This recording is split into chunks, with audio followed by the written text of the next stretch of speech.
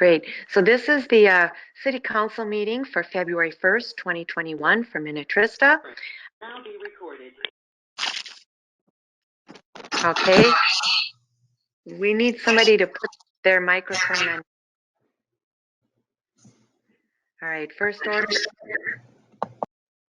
Our Pledge of Allegiance.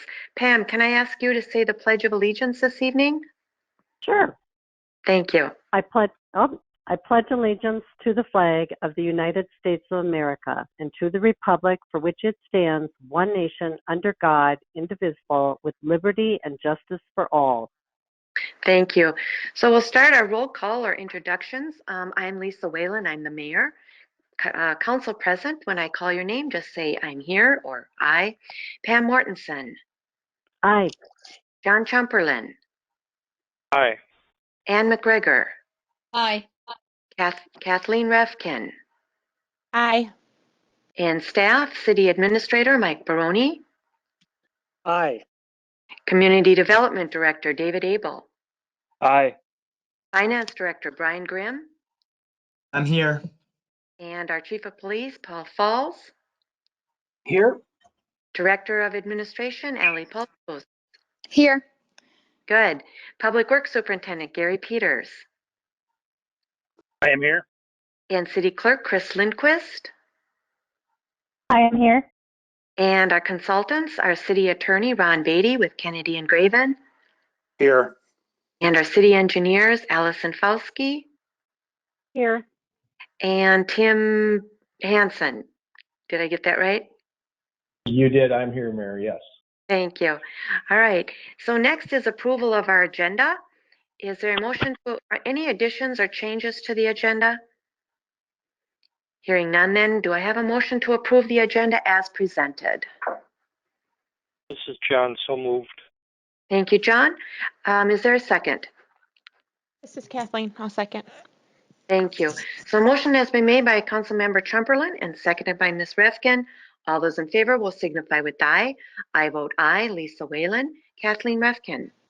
Aye. Ann McGregor. Aye. Pam Mortensen. Aye. John Chumperlin. Aye. All right, thank you. Motion passes 5-0. Next, we'll move on to special presentations. This evening, we have Kevin Anderson, who is our area brand new Hennepin County Commissioner for District 7. Welcome, Mr. Anderson. And I will hand it right over to you. Well, thank you so much, Mayor Whalen, and council members. I appreciate the opportunity to be here. I certainly wish this could be in person, as these times are. I really look forward to returning to normalcy soon, I hope. As Mayor Whalen said, I was recently elected county commissioner serving the 7th district, and one of my first orders of business was to get appointed to the public works chair. So I'm going to be responsible for making sure that our public works projects are moving and being distributed equitably across the district and across Hennepin County. And so for that to work, I really want to make sure that I'm intentional about building relationships with all of the cities in my district to make sure that I am aware of what the needs are in your city and in your area. So if you have anything that you're looking at that you think is an urgent need, please reach out to me. I'm looking forward to partnering with you to make sure that Hennepin County is there walking alongside your community. So really, this is my opportunity to introduce myself.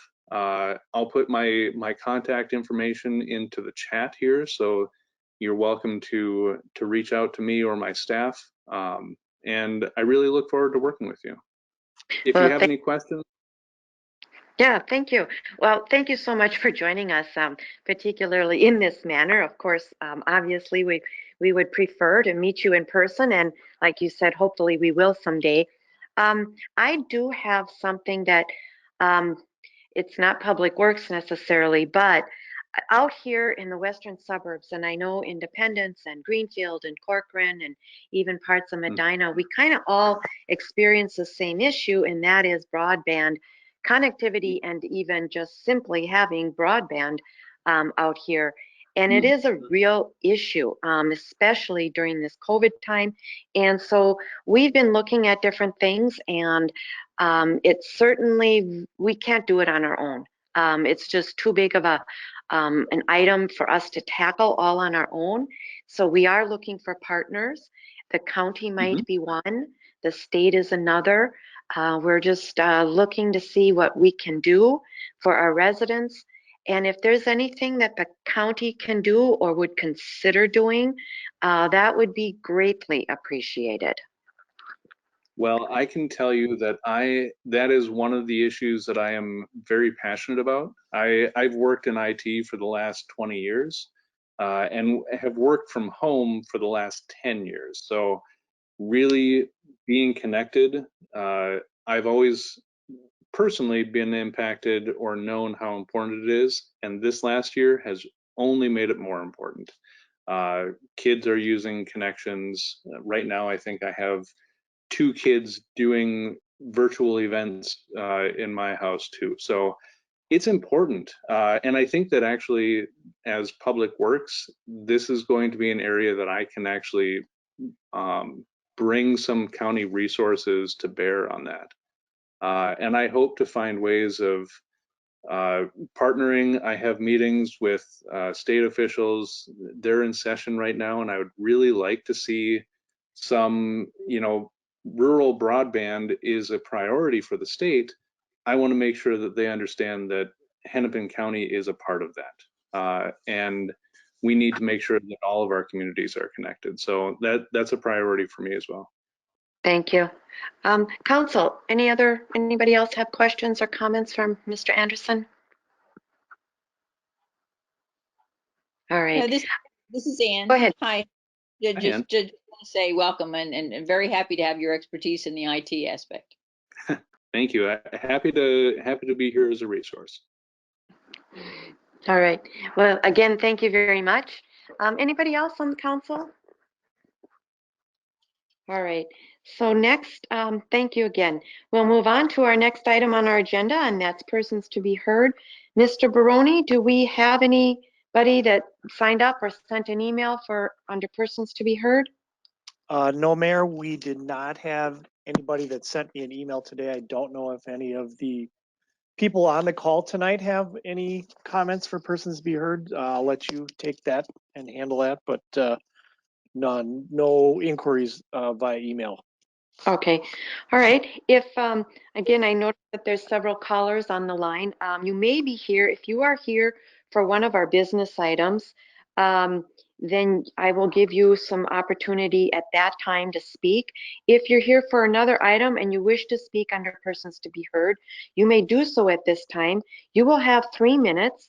Please be brief and succinct. The council will not take action on anything. You will have to state your name and address for the record. So if there is anybody, you could do so now.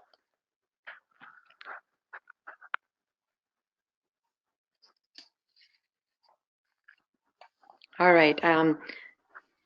We will then move on to our consent agenda items. They consist of A, approve our work session meeting minutes from January 19th, 21, approve our city council regular meeting minutes from January 19th, 2021. C is a resolution to approve our claims. D is accept the letter of proposal from WSB for additional professional services for the 2021 local street improvement project. And E is a resolution to approve a lease agreement for Gale Woods property farm lease with Mr. Brian Zichenader. And F is a resolution to approve the purchase of PID number 22-117-24-12-0002 by Three Rivers Park District per Minnesota statute 462.356 subdivision 2. Are there any items the council wishes to remove from the consent agenda? All right, hearing none then, is there a motion to approve consent agenda items A, B, C, D, E, and F? So moved. This is Pam. Thank you, Ms. Mortensen. Is there a second? This is John, I'll Kathleen. second.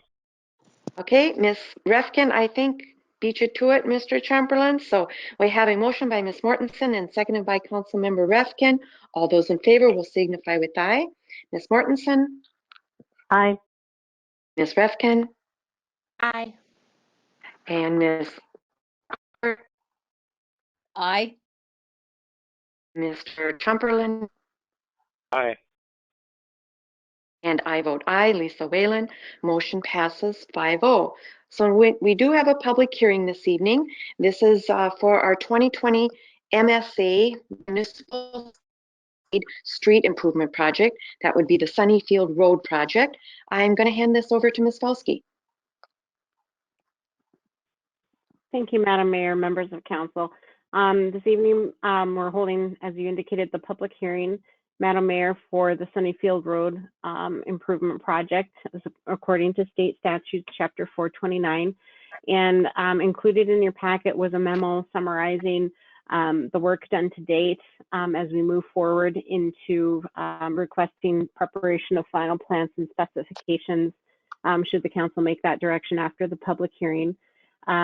With that, Tim Hansen here with WSB is a project manager on the Sunnyfield Road project, and I'll turn it over to Tim as he has a presentation prepared this evening for the public hearing. Thank you.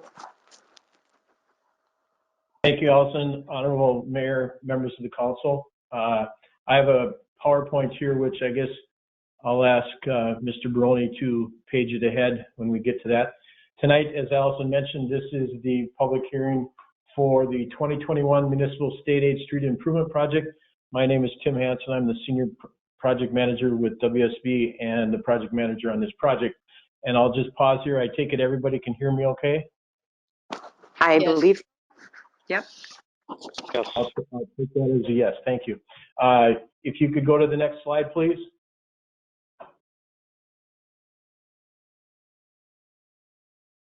The 2021 Municipal State Aid Street Improvement Project includes two streets, Sunnyfield Road between County Road 110 and the westerly property line of the school district, identified as Sunnyfield Road, and also as Langwood Drive extending south from Sunnyfield Road to its terminus as a cul-de-sac. Shown here, the Sunnyfield Road is the red and Langwood Drive in the blue.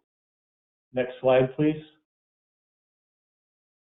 The project was initiated, identified in the city's capital improvement plan, which is a planning document that identifies streets that are in need of repair with the intent of that the street conditions throughout the city be improved. This feasibility study was ordered on September 21st of 2020. We had completed the report and presented it to the council on January 4th of this year, and we are now at the public hearing for the improvements. Thank you. If you could advance the slide, please. The existing Sunnyfield Road surface condition is prior to the recent patching that you see on this picture, had extensive alligator cracking, block cracking, traverse cracking, and was basically structurally deficient. As you can see, Public Works performed extensive patching on the roadway this summer, and back in 2017, the pavement was identified with a pavement condition index between 44 and 50. I'm sure that rating would have deteriorated, been lower if it was done today, currently. Next slide, please. Another photo of the Sunnyfield Road. This shows the edge of the pavement and its deterioration. Something that was referred to and discussed at the meeting on January 4th was parking along the road. I would just comment that on rural section roadways, the one thing about parking along the roadway, what it does is it tends to accelerate the deterioration of the edge of the road. And this photo, although not specifically for that purpose, does show that some of that deterioration in the lower left-hand corner of that. One of the things that I'll just note is that the police chief made a comment that the parking along the roadway, it appears to be more for convenience than it is for necessity, as the school district has added parking up by the water tower and other places. So if that being the case, you may want to consider not allowing parking on the road at all, for, if nothing else, for the preservation of the roadway. There are no utilities that extend longitudinally within Sunnyfield Road. Sanitary sewer force main does extend across it, and a water main does extend across it. Neither of these facilities have been identified as maintenance issues by Public Works. The storm sewer in the street on the east end is a culvert that was installed with the, I'm sure with the original construction of the roadway, the gravel roadway. It was televised by Public Works and is in need of replacement. There are two other culverts that cross the road on the western portion of the project. It appears that both of them were installed with the school improvements, or at least in that relatively time frame. Both of those are in good condition and they're not proposed to be improved. Next slide, please. The surface improvements that are proposed for Sunnyfield Road is a full depth pavement reclamation. This is a picture that you're familiar with. A reclaimer, what it does is it goes in and pulverizes the existing pavement, blending it with the aggregate base below, creating a new aggregate material that is a very, very functional and reclaimed material, recycled material that we utilize as the new street base.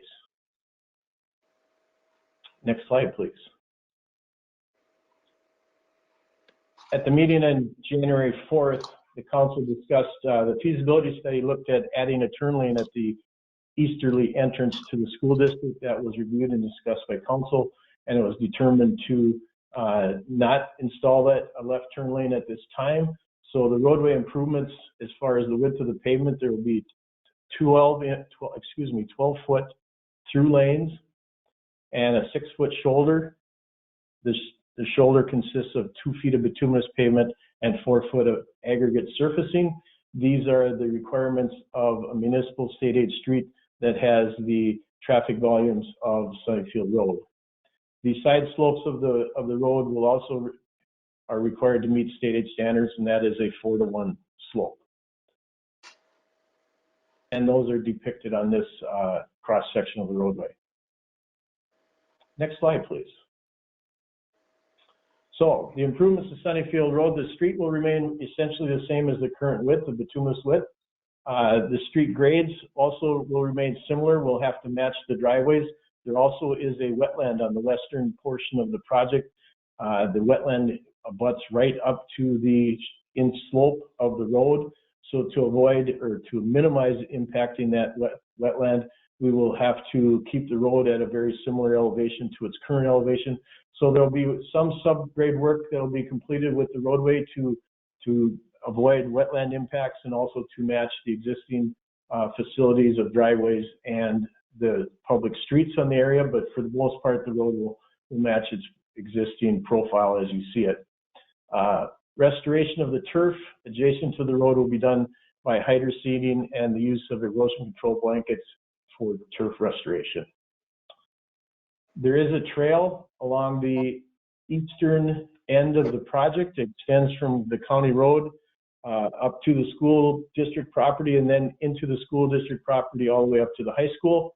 The portion within the city right-of-way, which extends basically from Marina Drive to the east, that portion, a little bit more than that, will also be reclaimed and reconstructed with the project, and the pedestrian access ramps at the intersection will be upgraded to current standards. Next slide, please. One of the things the feasibility study also reviewed was the pedestrian crossing of Sunnyfield Road between the high school and the athletic fields to the north. It was a little bit difficult to get good data on here, but in reviewing of the roadway and typical use, it was determined that the daily and typical traffic volumes at this location of both pedestrians and also traffic do not warrant a specialized pedestrian crossing. So what is being proposed is that for this crosswalk would be to construct a painted crosswalk, inlaid painted crosswalk. And what is being recommended is to use temporary signage for any particular times when they know that the events are going on. It is also recommended that during peak events, it be monitored and possibly having some sort of traffic control if it's so warranted. Next slide, please. The other part of the project that's identified in the feasibility study is the surface improvements to Langwood Drive. Langwood Drive is a bituminous surface street. It has some minor traverse cracking. Its pavement condition index is nearly 80, much better rating. There is some curb cracking and settlements along there, and the current pedestrian curb ramps are not to current ADA standards. The public infrastructure within the street, both sanitary sewer and storm sewer at the south end crossing the street, have both been reviewed by Public Works, and there are no particular maintenance needs have been identified. Next slide, please. The proposed improvements of Langwood Drive then will include a 2-inch mill where we mill off the top portion of the bituminous pavement, leaving a portion of the pavement still in place. That surface then is overlaid with a bituminous overlay. The concrete curb repairs are completed prior to that work. There is an extensive amount of them, but there is some in there, a couple hundred feet or better. And the pedestrian access ramps will all be reconstructed and updated to current ADA standards. There's 2 sanitary sewer manholes within the project. Those will both be readjusted and with chimney seals installed on the manhole structures. Next slide, please. So here's a summary of the project costs without constructing, not including a turn lane. The surface improvements are identified at $490,000. The storm sewer improvements and trail improvements and the Langwood Drive surface improvements are all identified there. Langwood Drive mill and overlays, according to city policy, is not assessed. So those improvements are all funded from the city fund, from the roads levy, I believe it is.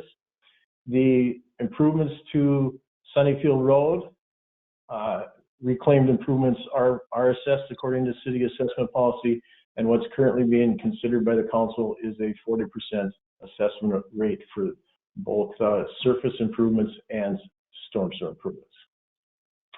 Next slide, please. Here just summarizes the assessment policy that I just went over a little bit.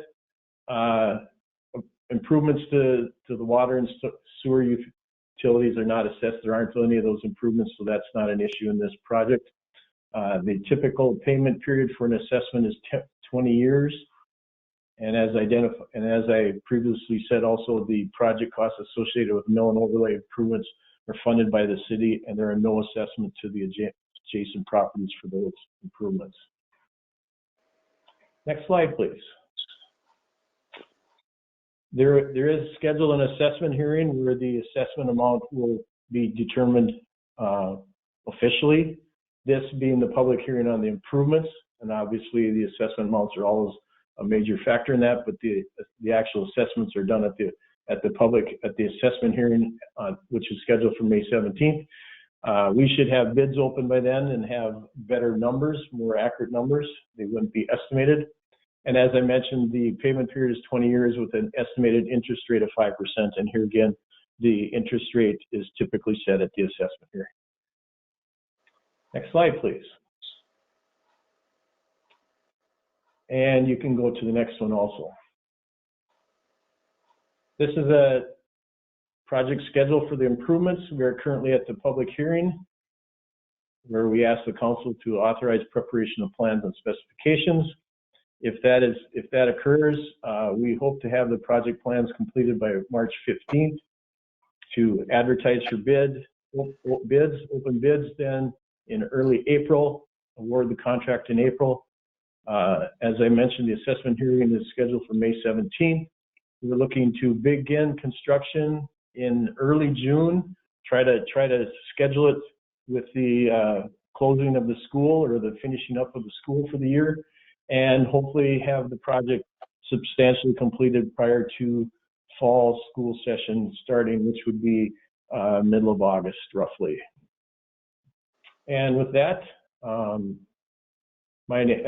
if you could go to the next slide, if you like, please. My name is Tim Hansen.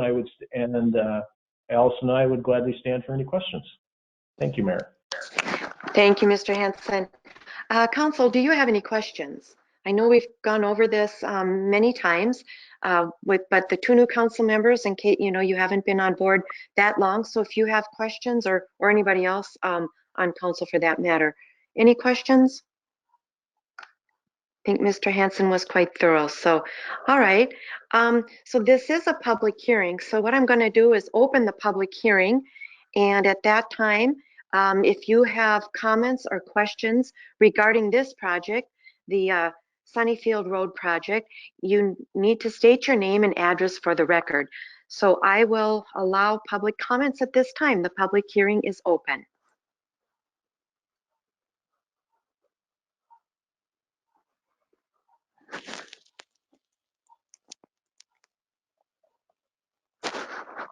Okay, I'm not getting anybody. So with that, I will close the public hearing and we'll move on back to the council. And council, we're looking for a resolution or a motion to approve the ordering of the project and authorizing the preparation of plans and specifications for a 2021 MSA Street Improvement Project. Do I have a motion to that effect? This is John. So moved. Thank you, Mr. Chumperland. Do I have a second? This is Pam. I'll second. Thank you, Ms. Mortensen. So Mr. Chumperland made that motion and Ms. Mortensen seconded that. Is there any further questions or discussion? All right. Hearing none, then all those in favor will signify with aye. Mr. Chumperland. Aye. Ms. McGregor. Aye. Ms. Refkin. Aye.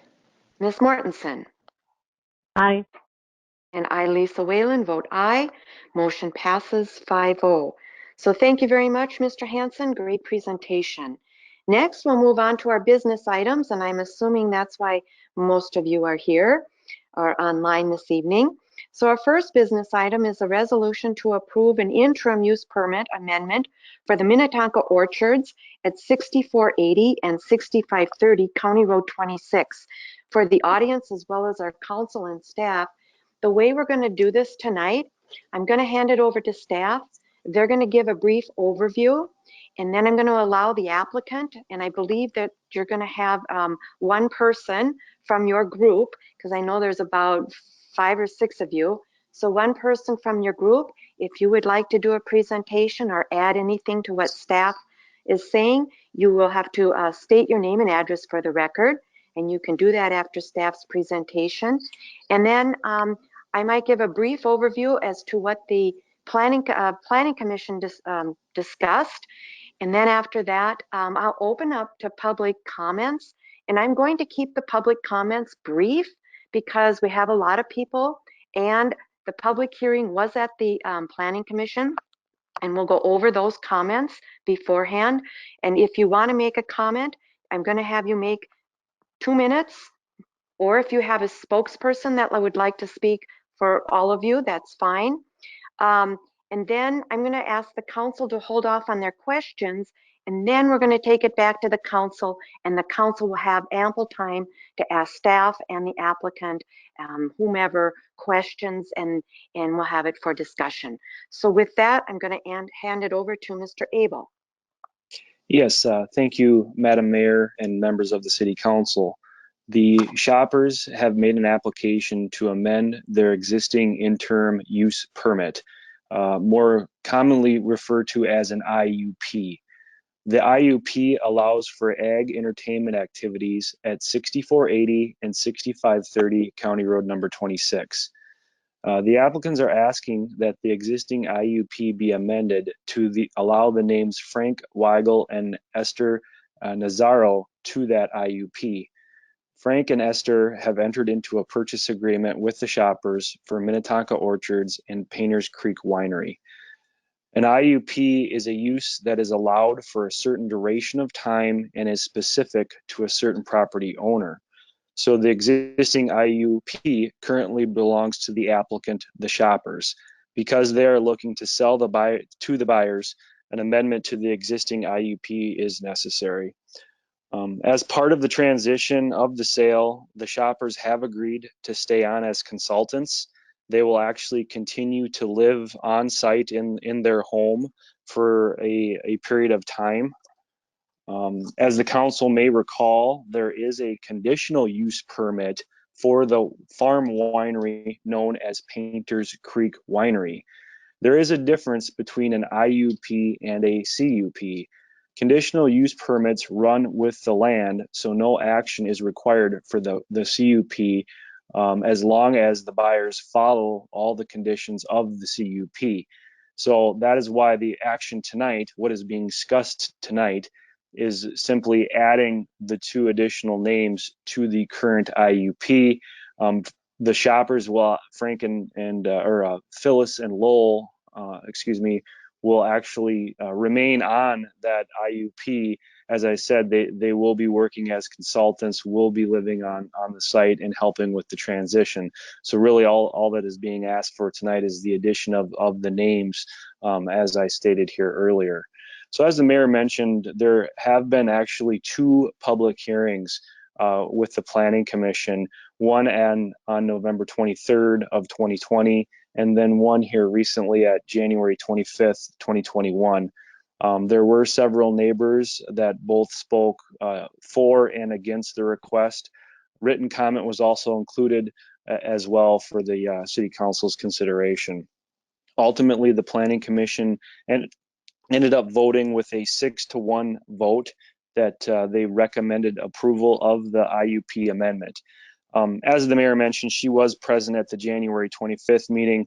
I actually think, looking at the names on the list, there was actually a few other council members that might have just dialed in to listen. So I think there's several people who probably got a pretty good flavor for the discussion that was had at the Planning Commission. A lot to do about noise and things of that nature is what was discussed. As the mayor said, she may touch on a few of those things. But again, I guess to kind of recap what is being asked for tonight here, again, is the amendment is the only change here would be adding the names. There is not an ask to change any of the conditions. I'll also point out, I mean, there's a very specific process, as you saw outlined in your staff report, as it relates to an interim use permit with complaints and how that is handled. So there is a process put in place and opportunities for this city council or any future city council to address said complaints and issues should those arise. So I just wanted to point that out, that we did copy and paste the city code ordinance and put it in as part of your packet, which outlines that process in a little more detail. I won't get into that, but just wanted to point that out. As the mayor said, we do hopefully have a representative of the group, the applicants, that is going to speak on their behalf. And as staff, I'm certainly available to answer any questions the council may have. So with that, Mayor, I thank you. Thank you. Again, council, write your questions down or remember them, and let's get those questions in at the end. So I'm going to ask the applicant, I believe, is it Mr. Craig Shopper that will be the spokesperson? Yes, this is Craig. Can you hear me okay? Yes, I can. Craig, could you just state your address for the record? Yeah, this is Craig Shopper. I reside at 120 Fairway Ridge Court in Minnetrista, 55364. Thank you. Go ahead. Madam Mayor, members of the City Council, thanks for the opportunity to speak before you tonight. I am here speaking on behalf of my parents, Lowell and Phyllis Shopper, the applicant, and they are asking to amend his existing IUP to add the names of Frank and Esther Wagle.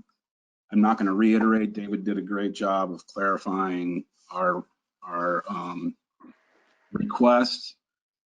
My parents bought the property in 1971 and proceeded to plant apple trees starting in 1976, and has worked with the city since then to add allowable uses to the city ordinance over the decades, including agri-entertainment, a wedding venue, and then most recently adding farm winery to the allowable uses.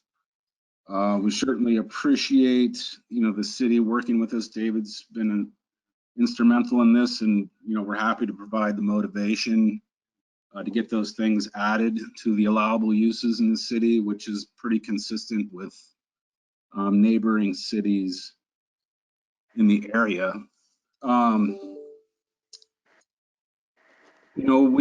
My parents have run the agri-entertainment and a business there for a long time.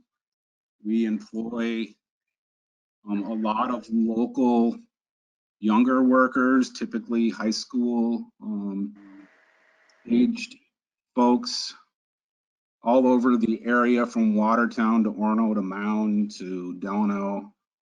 And we've been doing that for years.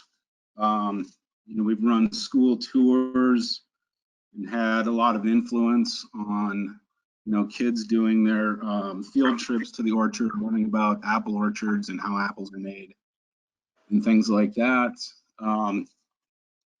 My parents, due to health reasons, have decided to sell the property.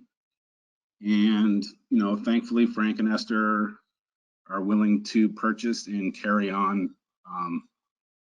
the legacy of the orchard. So with that, since David did such a great job summarizing our request, I guess I would just open it up to any questions or concerns the council may have.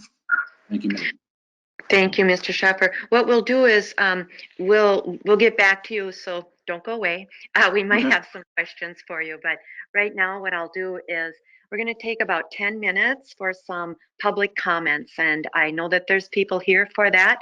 Again, you'll have to state your name and address for the record. Please be concise and not repetitive. But one more thing, before we go there, I should share with everybody.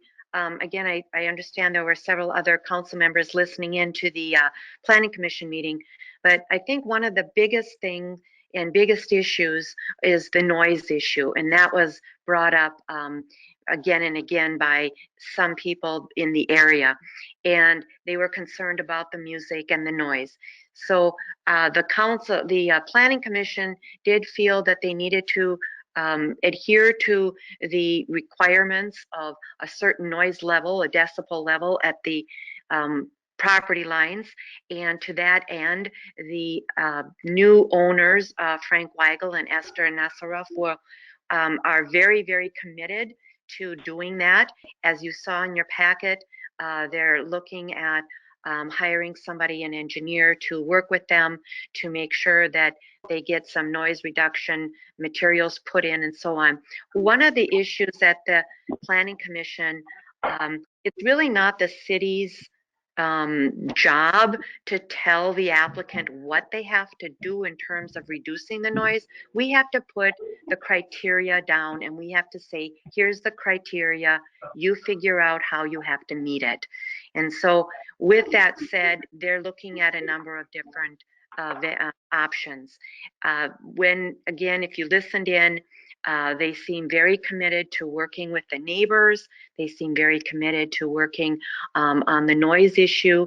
The traffic issue was another issue, but didn't seem to be as big as the noise issue. And the traffic issue, I think, could actually be addressed by our chief of police. We could ask how often have they been called out due to traffic issues for the events. Mr. Falls, Chief Falls, do you have anything to add to that? Yes, Madam Mayor and Council. I had staff run a report for me today, and basically between 2017 and 2020, we've actually had very few calls to that property. looks like we've had 2 parking complaints. Both of those had to do with vehicles during very busy times or peak times, parking along the side of County Road 26. And as you're familiar, it's not posted as a no parking zone. However, it is a narrow, hilly road. Certainly if you end up with traffic on both sides of the road, that creates a very dangerous situation. So fortunately, the vast majority of the time that wasn't the case. It was just during heavy usage or peak times. The other thing, I only saw 1 or 2 loud music complaints. I know there's been a lot of issues raised by surrounding properties about noise. And I'm not suggesting that that isn't an issue. I'm just suggesting, looking at the data here, apparently they're not calling the police for that. So I don't know that I have much more to add at this point. Okay, thank you.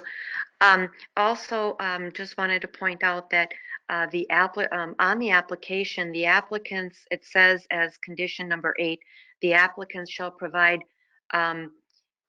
traffic control for the month of October, and I believe that's the most that's the busiest month for the apple orchard, so that might help eliminate that. But we want to make sure that it's, I'm sorry, it's number 4.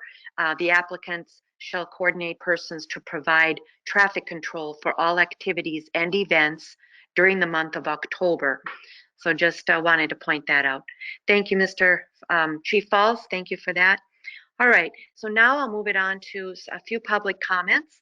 If you would care to make a few comments, again, please state your name for the record and address.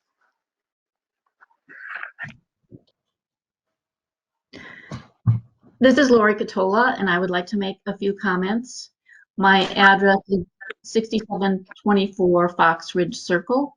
My husband Harold is here with me as well.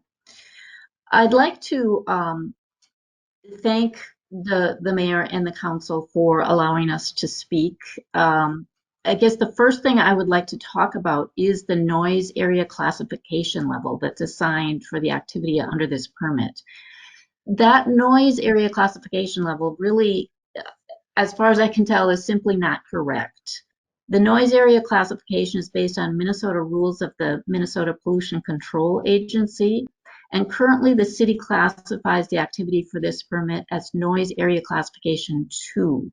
Class 2 is for things like railroad terminals, airport terminals, and public assemblies.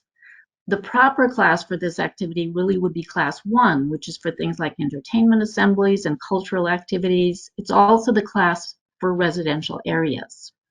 But there's another reason that this should be classified as class 1. I didn't realize this myself until I had more time to look at the rules over the past few days, but the noise area classification, according to the rules, is based on the receiver of the noise.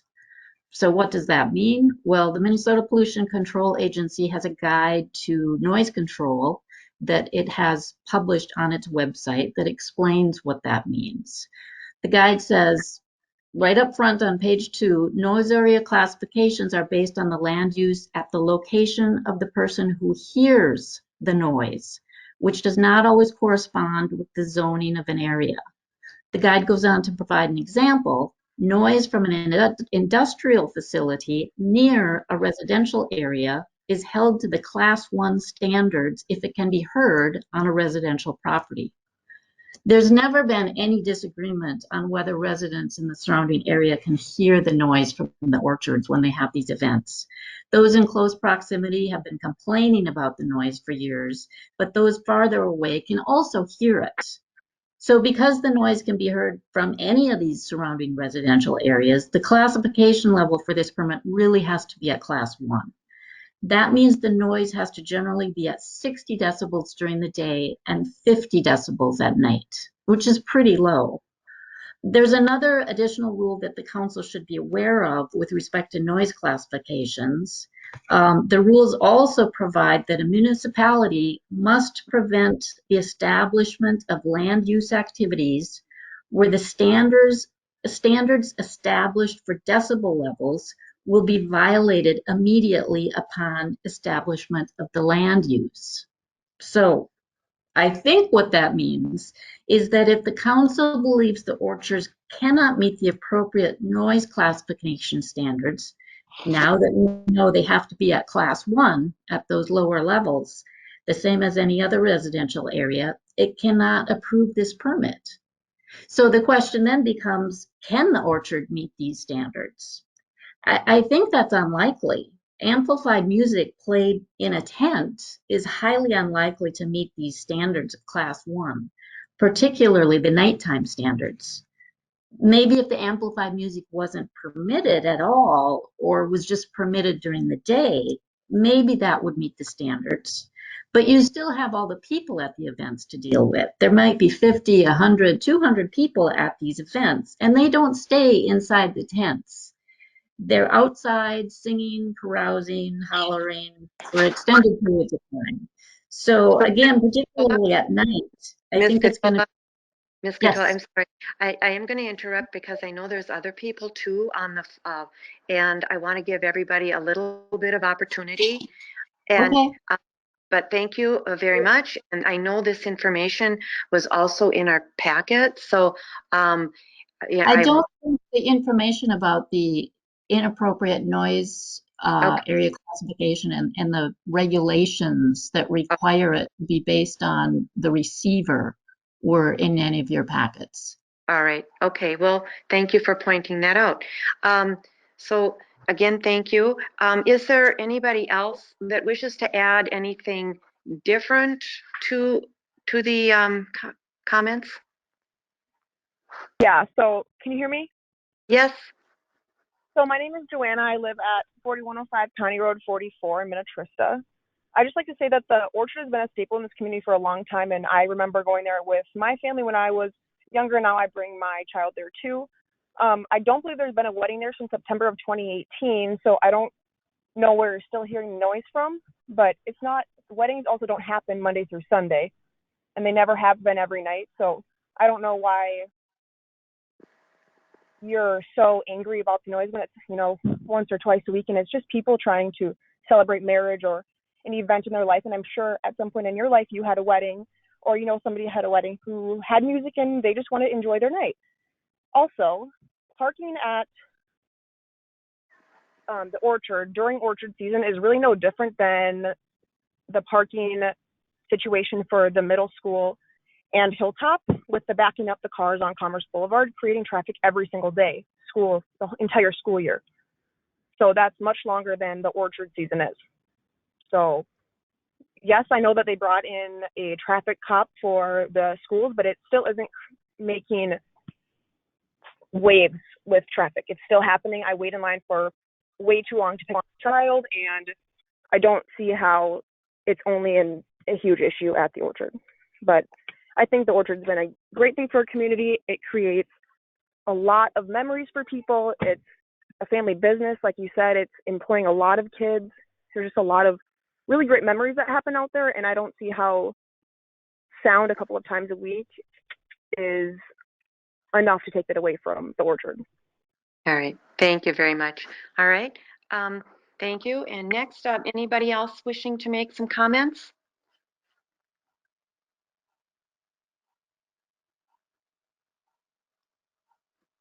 Again, going once, going twice.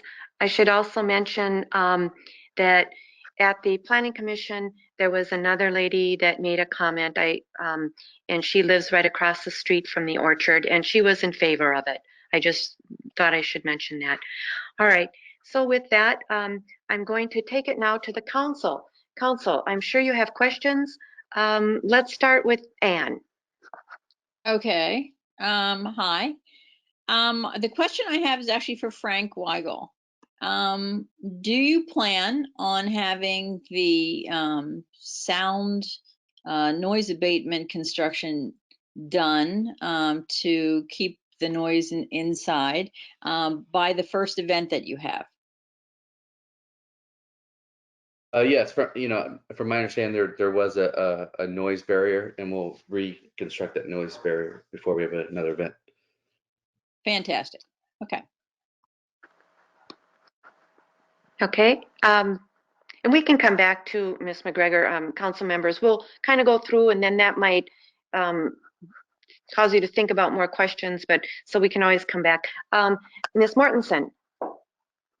I had the same question about the noise barrier. I did see in the comments that they were working on some ideas, so that's good, and I'm glad to see that.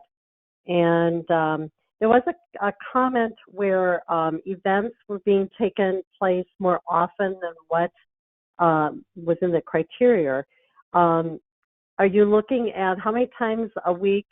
I guess this goes back to Frank again also. How many times a week are you looking at doing events? Because I think it's supposed to be like 2 times a week, and it's been more than that according to the notes that I read. We will meet the requirements. The IUP won't exceed it, and I believe that's 2 events per week. A week. There's a certain Okay. months here. Okay. Okay. Anything else? I think that's it for right now. Okay. Mr. Chumberlain. Not so much questions at this stage, but a couple of just comments or facts that I want to be in the record. First of all, I agree with the question on the classification from the state statutes as to why it's a 2. Obviously, probably none of us maybe know how it got classed as a 2. I believe as well that it should be a 1, but that would be some other change to the IUP. The difference between 1 and 2 is this. In 1, it's 60 to 65 decibels. In 2, it's 65 to 70. So there's a minor change there, and I certainly don't know if I heard something at 60 versus 65, whether I would know the difference or not anyway. The other thing is that is during daylight hours. Now, maybe the average person thinks, well, that means by 6 o'clock, then the sound has to go down.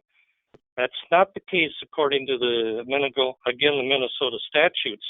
Their daytime hours, as listed in their documentation, is from 7 in the morning to 10 at night. So whatever decibels we arrive at probably covers the whole time that there's going to be an event in place. And the other point I just want to make is one who lives out here in the country, and I live not too far from the gun club, is the sound on certain days really carries. I mean, some days you think you were in the firing range, and on other days you don't even hear it. And it's not so much that your mind doesn't hear it, it's just that depending on the weather, the atmosphere, etc., one day it can be loud, the next day it can't. So trying to set a 60 decibel number and enforce it will be difficult whether we tried to build something into the IUP or not. Now, how does one register that? Certainly in today's technology, you don't need an official engineer out there.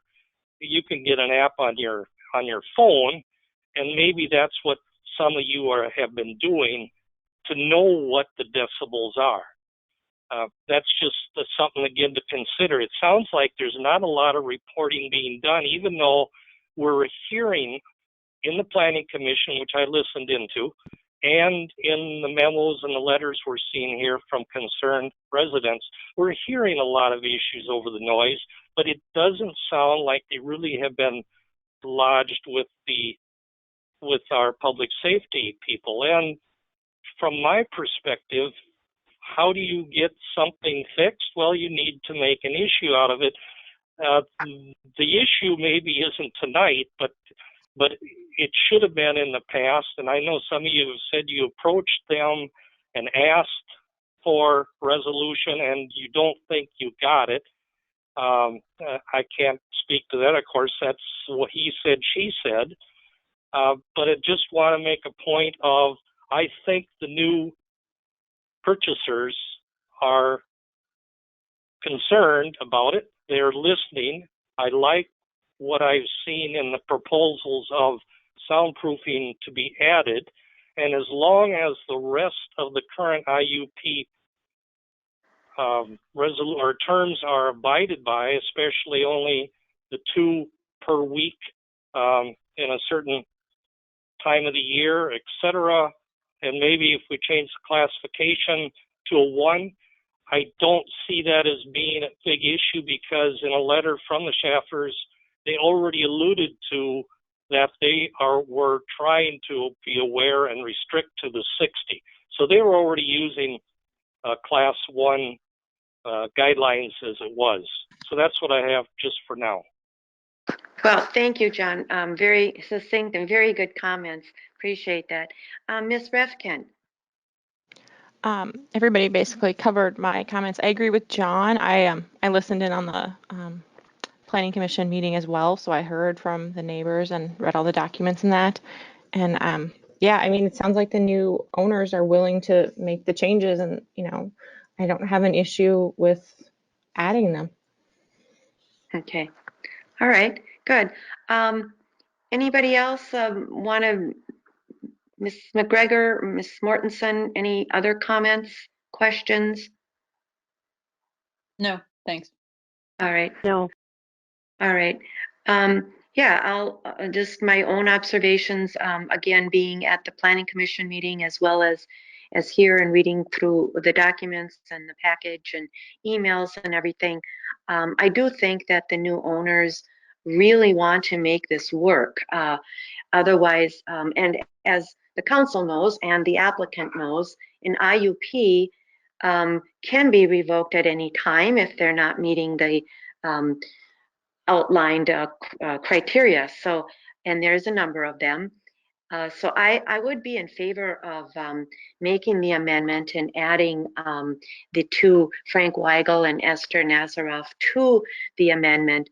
However, I would also like to urge them to communicate with the neighbors and to work with the neighbors in trying to resolve a doable situation for everybody. So with that,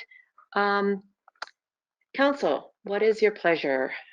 It sounds like we're on board here. Would anybody like to make a motion? I'll make a motion for that. This is Pam. All right, and that would be to approve the interim use permit amendment for the Minnetonka Orchards at 6480 and 6530 County Road 26. The amendment is to add Frank Weigel and Esther, I'm sure I'm going to mispronounce your name, I apologize, to the IUP. So is there a second?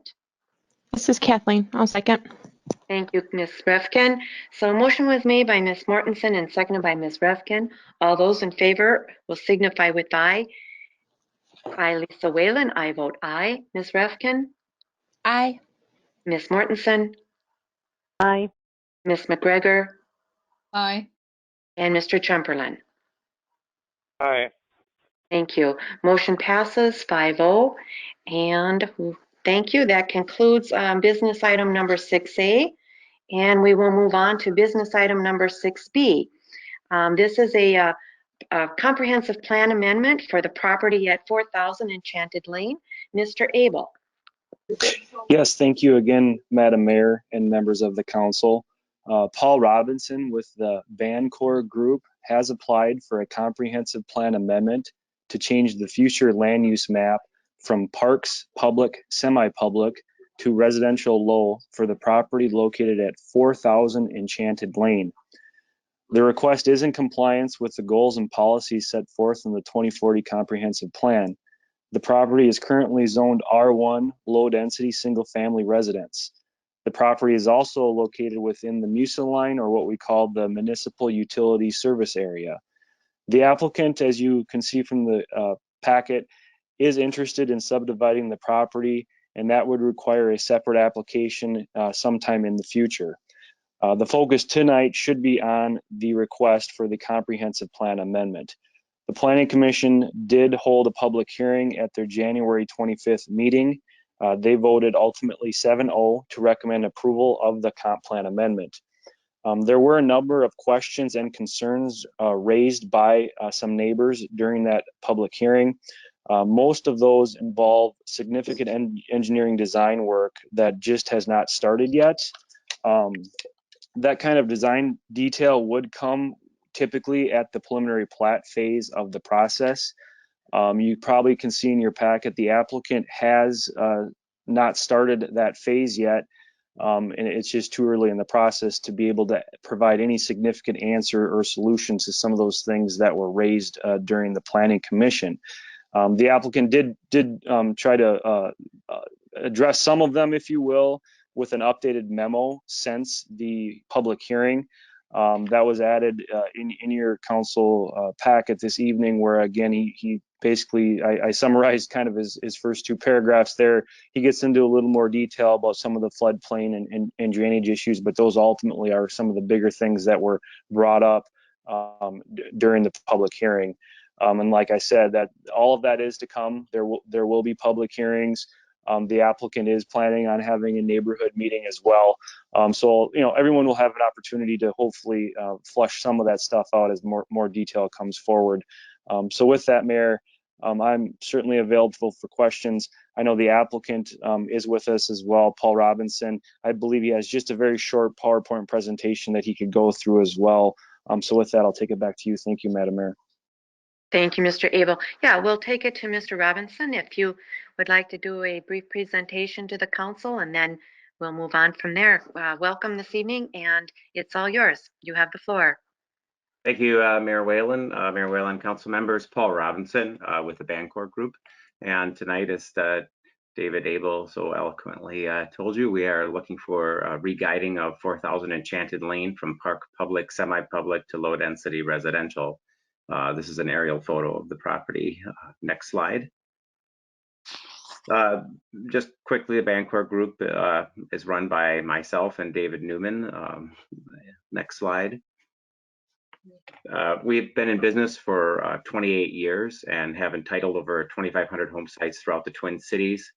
We develop our own projects and we help others develop theirs.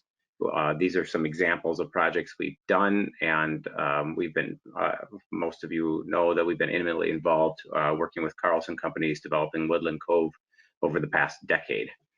Next slide.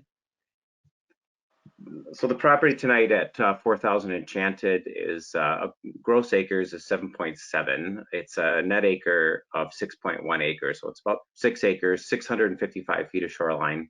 It's owned by the Minnesota Masonic Charities Holding Corporation, or Masonic Temple. It's been a youth camp since 1943, so it does have a very long history of being a camp on the island. They've been trying to sell it on and off for quite a while, since 2006, at least I know it goes at least that far back. And the Masons have been using it less and less. It basically does not operate as a camp any longer, and so it's just expensive to hold and maintain and not use, and they'd like to utilize their resources in other ways. Next slide. So the zoning, as David already explained this, but it's currently zoned R1. It's guided park, public, semi-public. Currently, all of the island is guided low density residential except for this piece. And so we believe the request to go to low density residential is consistent with the remainder of the properties out here. It's also zoned R1 today, so the zoning would not need to change. And we believe that the home sites that we're looking at developing will be consistent with the character of the neighborhood. Next slide. And so generally, I mean, we're really looking at a guide plan today, and you can't quite help yourself but want to know, well, what does that mean and how will it translate into lots? So that's why we provided these concepts, so somebody, when thinking about the comp plan amendment, could understand the range we're looking at, which is somewhere between 6 and 8 lots. The 8-lot plan has 5 lake lots and 3 off-lake lots, and the 6-lot plan, which we prefer, has 6 basically 1-acre lake lots. Pretty simple, nice plat on the lake. Next slide. And so really this is just a summary that we're looking to just have a property guided from park public, semi-public to low density residential. David mentioned that a number of questions came up during the public hearing, which we tried to answer a number of them in a memo, just so that you'd have that in front of you, so that you knew where we were at and the status of our project. And I'm happy, just like David is, to answer any questions you might have as you deliberate. Thank you. Thank you, Mr. Robinson. That's helpful information. Also, thank you for looking up this, or kind of doing one more step here, because I know the floodplain, the water table, the burial mounds, drainage issues, even the Eagle's Nest, all of those were issues that residents brought up during the public hearing. And I thought that was very good to have this, just a kind of an initial look at those items. Those will come up, I'm sure, if the council moves forward with this, all of those items will be addressed. I just want to make sure that the residents understand that we will make sure that all of these items are addressed before any work is done out there. So with that, council, I'll move it back to you. And then well, first of all, there's maybe some people on the call here this evening that maybe have some questions or comments. Again, I'm going to try and keep them brief because it was a lengthy and good discussion at the Planning Commission. If anybody has additional information that's not in the packet or has additional comments, I would entertain those at this time.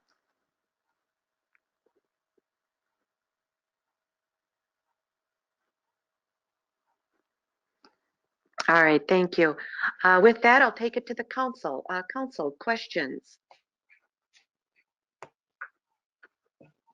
Let's start with Kathleen. We'll start with you this time.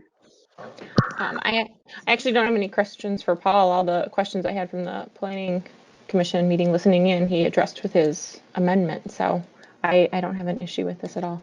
All right, thank you. And Mr. Chumperland. The same as Kathleen. I listened in on the planning, heard the various residents' concerns, and from my perspective, one, the zoning change was not an issue. It was certainly their concern about the water table, obviously the stormwater, etc., and a low area, but those will be resolved obviously when future plans come along that have to go through the city and will come through us anyway. So for the issue here tonight, I did not see any issues. All right, thank you, Mr. Chumperland. Ms. McGregor? It appears that there's been a comprehensive review of the issues and that they're being addressed, and so I don't have any issues. All right, thank you. And then Ms. Mortensen. I don't have any issues either. It is in compliance. I just want to state again, and it sounds like it's being very well done, but the communication to the residents always in these types of projects is key to the success. So I just want to make sure that they do continue that going forward from start to finish. Yeah, good comment. Thank you. I would concur with all of the comments made, and I don't need to reiterate them. So with that, Council, what is your pleasure? I'm looking to, it sounds like we're in agreement here, and I would need a motion to approve a comprehensive plan amendment for the property at 4000 Enchanted Lane. This is Kathleen. Motion. Okay, two of you made it at once, and I don't know who. I'll second it. This is Pam. I think it was Kathleen, right? Yep, I made it. Okay. Okay, thank you. So Ms. Refkin made that motion, and Ms. Mortensen seconded that motion. Any further discussion or questions? All right, hearing none, then all those in favor will signify with aye. I'll start with you, Ms. Refkin. Aye. And Ms. McGregor. Aye. And Ms. Mortensen. Aye. Mr. Chumperland. Aye. And I, Lisa Whalen, vote aye. Motion passes 5-0. Thank you very much. We'll move forward. So that concludes our business item for this evening. Next, we have administrative items. We have staff reports item this evening. Next, we have administrative items. We have reports. I'll start with Baroni. Thank you, Madam Mayor and City Council. I just have a few items. I just have a few items to discuss with you tonight. The one item is the Mound Fire Commission meeting was held last week on Wednesday. When Ms. Refkin is discussing her council report, she will give you the details on that meeting.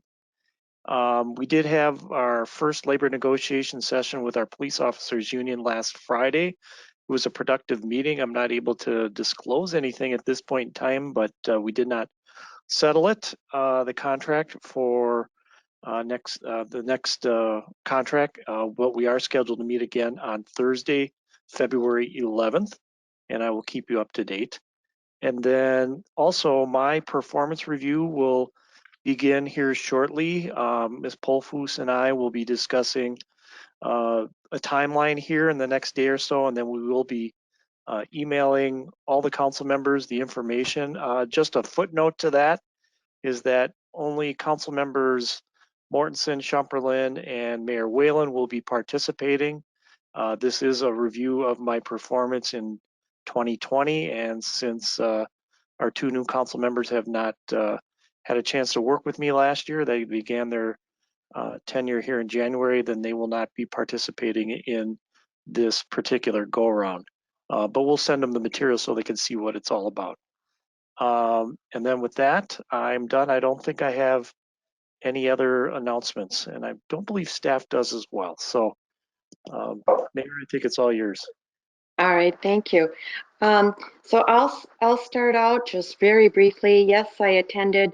I was part of the committee, the personnel committee, where we discussed the labor agreement. And then also, I just wanted to let the council know that good news, we did receive the grant that we applied for, and I'm going to actually hand it over for the broadband, and the broadband will be serving approximately 80 households in a rural area. Again, it's only a drop in the bucket, but nonetheless a drop.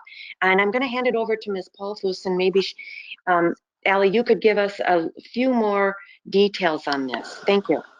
Yeah, sure. Thank you, Mayor and council members. As the mayor said, this grant will serve 80 unserved households in Minnetrista through the funding with the state of Minnesota. Mediacom will provide speeds of 1 gigabyte download and 50 upload, exceeding the state's 2022 and 2026 speed goals. The areas that this will be impacting is Oxyoke Circle on the north side of Minnetrista. Mediacom built 7.55 miles of fiber to the home in 2020, and plans are to continue extending that along northern Minnetrista via the Oxyoke Circle. The second area is Northfield Drive, just up the road from City Hall. This extension will provide service to 9 homes along there. And then the third area is Farm Hill Road between St. Bonnie and 6 Mile Creek. This extension will be the largest, serving 49 homes along Farm Hill Road, Hosted Drive. And the timeline for this, they have begun just finalizing the contract with Deed. They plan to start design review, pre-construction walkout, material ordering and such as soon as possible. And they hope to have all of these areas served by the end of the year. I did begin creating a website page for this, and I have created a email alert sign up so residents can sign up to get email alerts and hopefully follow along with the progress in their area. And so, yeah, if you have any other questions, I'm happy to try and answer them. This is recent news, so I've been kind of reading up on what this means very recently. So I will try to answer any questions. Does council have any questions? Hi, this is Ann. Hold on. Oh, go ahead, Ann. Ann, go ahead. Okay. Allie, do we have any idea how many more people need to build out for how many more homes we need to do to get a good build? Yeah. So as far as Mediacom goes, we're looking at 300 to 400 households Somewhere in that range. I'd have to talk to Zach about the exact number at MediaCom. Somewhere in that range that aren't currently being serviced by MediaCom and would require build out in the future if that's the route we wanted to go with MediaCom. Okay, thank you. Yep. And Pam? Yes, on the areas that were decided, how was that determined? I'm not exactly sure the criteria that DEED has, but MediaCom applies for areas of Minnetrista that are the least served, but also have some density to them.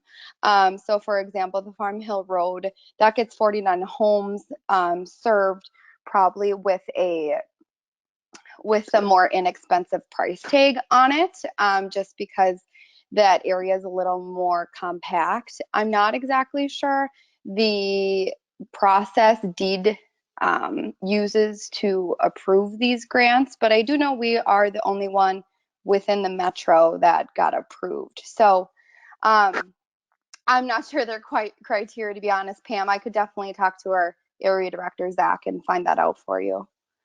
Okay, it is great news. I just, because we will be asked, why did they get it and they didn't? Right. Others didn't. Right. But one of the things that I'm somewhat disappointed in is the fact that we were the only ones in the metro area, and all this money seems to be going outstate, and all the communities here in the metro area, like I said before, the rural area of Minnetrista, Independence, Greenfield, Corcoran, we're overlooked, and we're kind of at a disadvantage simply because we're close to the metro. And so I think we need to really, so at our next meeting in February during our work session, we'll talk about this a little more, but I think we need to figure out what we can leverage and what we can do to maybe change that. The other thing I should let the council know as well is I have been looking into the federal broadband dollars. As some of you may know from the December COVID relief fund bill that was passed, there's like $6.25 billion. And I'm trying to I have some people looking into it, Allie being one, but also some people at the state level to find out how much Minnesota will be getting, how and what it's for, how it will be distributed, and that type of thing, because that seems like we should be able to tap into something like that as well. So, but we'll talk about that in more detail at our February meeting.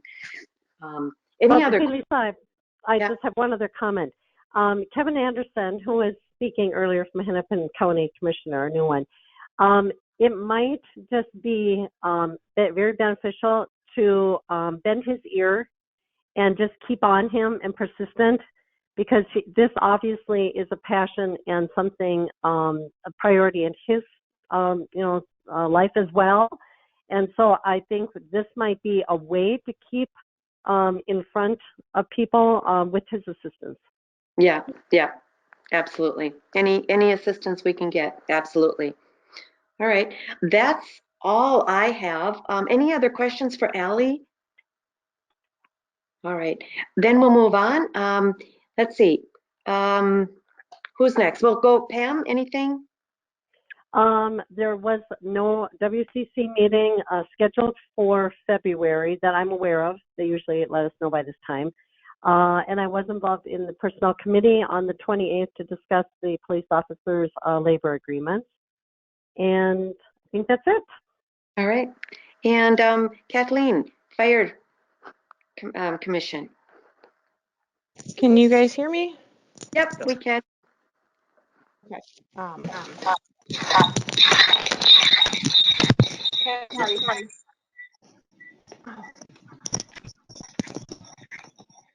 Okay. Sorry about that. Can you hear me okay? Yeah. Go ahead. My computer dropped, so I had it on my phone, so there's an echo. I'm sorry. As Mike said, I attended the Mound Fire Commission quarterly meeting remotely on January 27th. The next meeting is set for April 21st with, there's a fire district meeting set for February 9th, which I will attend along with Lisa. They did set the date for the polar plunge. It'll be March 6th. The fire department should be all done with their COVID vaccines by the end of next week. Minnetrista did have an increase in call volumes from 2020 to 113 from 81 in 2019. They have more firefighters responding to calls due to being home from COVID. So they have about 3.24 more firefighters responding to calls. So the labor costs were actually up $18,000 because if they respond, they get paid. And they just have more responding. Overall, the chief is happy with the staffing numbers. They added a new assistant chief position. So now they have 4 instead of just the 3 that they had. They broke up the training for the EMS and the fire. So there's 1 EMS and 1 fire. They did really well with grants for 2020. They got a large one that covered almost all of their SCBA equipment, so their breathing equipment. They bought a new extrication equipment, and then they are replacing the pumper.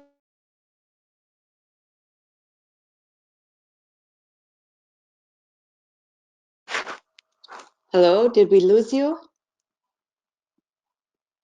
I'm still here. Is anybody else? I'm still here. Okay, I think we lost Kathleen. When did you lose me? You were talking about the fire pumper.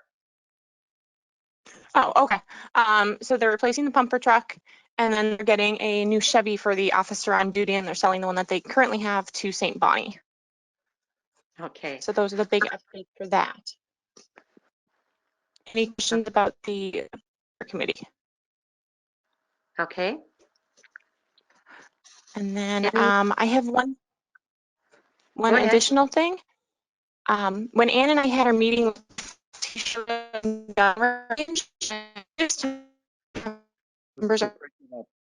Kathleen. Chief Falls, he should get to forward with discussing that work session or council meeting, and if we could possibly add to have Chief Falls some additional information, such as getting updated numbers and quotes on maintenance costs. I'd like to do that if possible. Okay, you're breaking up a little bit. I don't know if it's my phone or yours. Have any thoughts on that? I didn't understand any of that. Yeah, I didn't either. I didn't either. Mike, did you hear that? Did you get it? A little bit. I kind of know what she's was going to try to talk about. Kathleen, Can I try again? Is it there? All right. I'll try again. Give it another shot. My microphone was working fine all meeting until now. No. Lucky, yeah. When Ann and I had our training with Chief Falls, he showed us the unfinished gun range shell. And at this time, if the other council members are in agreement, I would like to move forward on discussing this item at an upcoming work session, and then have Chief Falls look into getting some updated numbers and the quotes on maintenance if it were to get finished. Good idea. Yeah. I would like to chime in on that. And Kathleen, thank you. I think this is a great topic to bring up. Yeah. Hey, I'm glad you could hear it. Yeah. Yeah, I would be on board with that, Kathleen. I'm glad you brought that up. We've been looking at that for a number of years, and it's been put on the back burner. So this would be, I think, great. Have staff, I'm not sure what the timing would be, if it would be our next work session or maybe possibly the following one. Mike, do you know? Off the top of my head, Mayor, I don't have it. I kind of think maybe the next one might be a little tough, but we should be able to at least give you a date at the next one. It could be the one after, or maybe even the one middle of March. So we're looking at probably one of the March meetings would be my guess today. Okay. All right. Great. John, are you on board with that? I didn't hear what the subject was. It faded out right at the end. We want to talk about the unfinished space in the police department that's designated for the gun range. Oh, yes. Okay. And Ann? Yeah, I want to have the discussion. Yes. All right, great. All right. Anything else, Kathleen? Nope, that's it. All right, thank you. Let's see. Ann, anything? No, not tonight. All right. And last but not least, John. Attended virtually the January Pioneer Square Creek meeting. There was one thing on the agenda that was in Minnetrista, and that was the redevelopment at the Park Place storage on Nike Road there. It was conditional at this stage. It was just an update from our engineers in that there was nothing for us to prove yet. And what we would be involved with as a commission would be the stormwater runoff from the development.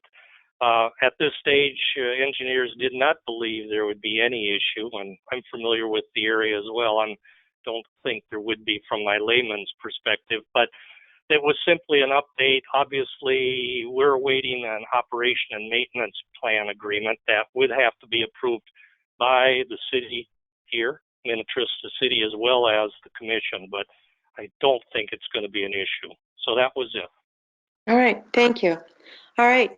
And then David, is there going to be a planning commission meeting in February? Yes, thank you, Madam Mayor. I was actually going to chime in before I let everyone before we left. We are hoping we do not have any official land use applications to review in February, but our goal is working with the city attorney to have a draft ordinance regarding our moratorium on the solar discussion. So we have been working with the city attorney to have some language that hopefully we can at least get a first talk and review with the Planning Commission in February. So I can't guarantee it at this point. It's all dependent upon making sure we have what we're comfortable with bringing forward, but that is our goal. So certainly if we can get a volunteer to at least be put in place, if we end up not having it, we'll certainly let everyone know. Okay. And this is Ron Beatty. David, you will have something from my office in a day or two. There you go. So we will be having a meeting. All right, good. Who would like to volunteer? Anne or Kathleen or? This is Anne, I will. Okay, great. Thank you, Anne. All right. And with that, I think then we are concluded. So if anybody wants to make. Hey, Lisa. Yes. I've got one other thing, and I thought Mike was going to bring it up, and I'm sorry I overlooked it. The discussion on Trista Day. Okay. Mike, I saw in your notes that you wanted to maybe bring it up tonight about what we're kind of leaning on or where we're at with that. Yeah, so if the council recalls, and I'll let Councilmember Pam talk about this in a little bit, but a different idea that she had would be maybe moving or propose moving Trista Day to the fall, September to be exact, and had a conversation with Chief Falls about that, and then he sent both of us an email midday today about that. And I guess I'll just let Chief Falls chime in if he can a little bit here about, even then we're not too sure about that date, but it wouldn't probably hurt us to say that maybe we'll pick a date, I don't know how far in advance, sometime in the early summer to do a go, no go on that date. But Paul, if you want to take a stab at this, if you don't mind. Sure, thank you, Mr. Baroni, Mayor and Council. This is something that obviously we'd all like to hold and be successful at, but given the current circumstances, it just doesn't seem prudent. And so I don't want to seem as if I don't want to do it, or we're just going to say no very quickly, but the forecasts are not looking as if we're going to be able to plan what I'll call a large scale event such as this. This isn't something with just a few people where we can make all kinds of provisions to ensure everyone's safety. People kind of move about on their own at these types of events. So I think it would be very, very difficult to make this thing safe. And a lot of the meetings that I attend on a weekly basis, that they're talking about the pandemic numbers getting a little bit better gradually, but they are still very concerned for this fall and winter. They feel as if we may see additional peaks at that time. And so I just don't know that, being in the public safety business, I'd rather err on the side of safety versus trying to plan something that might be construed as maybe not being as safe as we possibly can be. So I guess that's my thought. I know other cities have events that they are canceling as well. So, or going to a virtual type events in cases where you can. This isn't one where we could. So that's my thought. I guess I could stand for any questions.